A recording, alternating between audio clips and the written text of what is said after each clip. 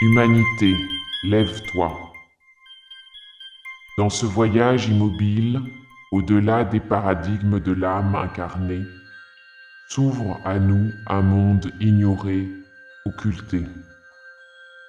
Nous en sommes si proches, tout en étant absents à ces réalités si bien cachées par les médias sponsorisés par l'oligarchie européenne et mondiale. Notre monde est fait d'amour, de partage et de bonté en fonction du niveau de chacun. Le leur est innommable de haine, de laideur, de meurtre et de guerre. Pourtant, il nous est possible d'y pénétrer derrière notre écran et Facebook. Et là, stupéfaits, nous découvrons tous les plans machiavéliques de ces dégénérés. Et on réalise soudain que bien que le mal nous touche parfois, les tourments que nous avons vécus ou que nous traversons en ce moment nous semblent peu de choses par rapport aux abominations que subissent ou ont subi les enfants victimes de ces sectes qui nous gouvernent. Ils nous ont opposés pour mieux nous contrôler. Par la couleur de peau, par les religions qu'ils dirigent eux-mêmes, en dehors de certaines moins connues et moins riches. Pour les humains, il n'y a que deux voies possibles. Protéger la vie sous toutes ses formes, ou la détruire et répandre la mort. Êtes-vous de ceux qui sont incapables de comprendre et d'accepter ces révélations, ou faites-vous partie de ces gens qui parlent d'amour et ne sont que haine et colère? Si Jésus avait dit « tendez l'autre joue », si l'on vous frappe, il n'y aurait plus un seul chrétien sur terre de nos jours. On lui a fait dire tant de choses, tout comme à Mahomet le Coran, écrit 2 siècles, 200 ans après sa mort par 3 judéo-nazaréens. Nous, peuple d'Occident, descendons d'Hyperborée, et notre chrétienté est odiniste. Les églises des Gaules étaient odinistes, et l'église des rois de France aussi.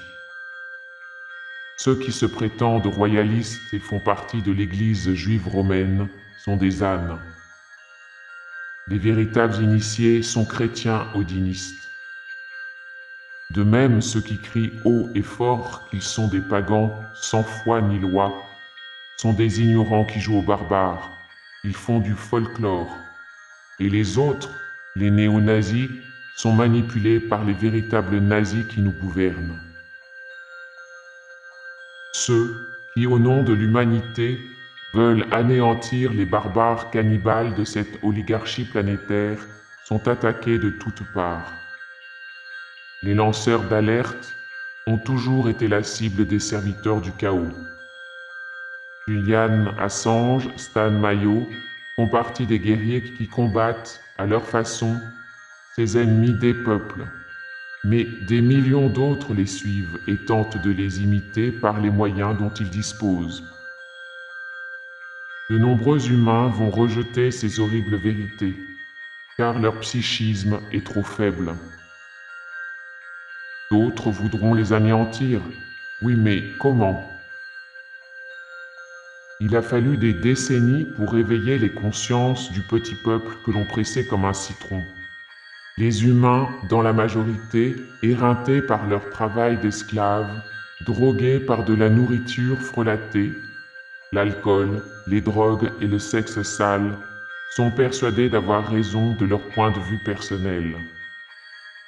Ils ne veulent pas admettre avoir été trompés, pas plus qu'ils n'acceptent que leurs parents et grands-parents n'étaient que des esclaves soumis.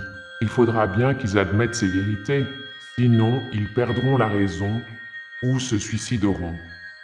Il fallait que l'armée et ses plus hauts gradés de tous les pays de l'Alliance coordonnent les actions de nettoyage. Si le virus Covid-19 est la couverture pour arriver à éradiquer tous les parasites cannibales de la Terre, tant mieux. Si le prix, c'est de rester chez soi, Tant mieux. Préparons-nous pour le jour d'après.